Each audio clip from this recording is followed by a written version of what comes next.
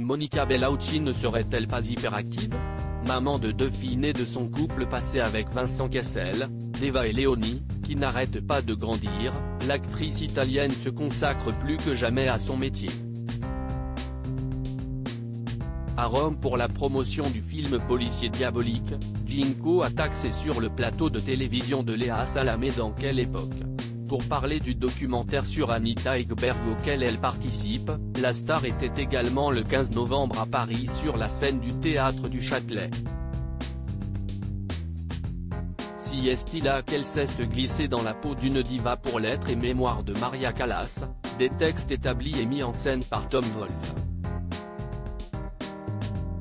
La fatigue d'une telle prestation ne semble pas se voir sur le visage de la comédienne de 58 ans, difficile de la croire quand elle affirme que sa beauté biologique n'est plus, tant elle continue d'irradier partout où elle passe.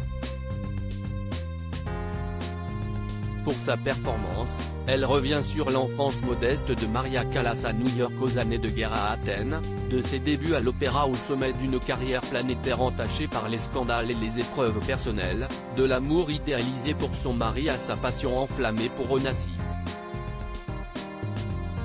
Une prestation qui a été applaudie par des personnalités comme l'animateur et passionné d'histoire Stéphane Bern, pris en photo à la sortie du théâtre, mais aussi par les parents de l'héroïne d'Irréversible. En effet, ils ont été aperçus quittant le spectacle de leur fille, après avoir certainement été impressionnés par le travail de celle-ci, eux qui n'imaginaient pas une telle carrière, entre la France et Hollywood, la mode et le cinéma.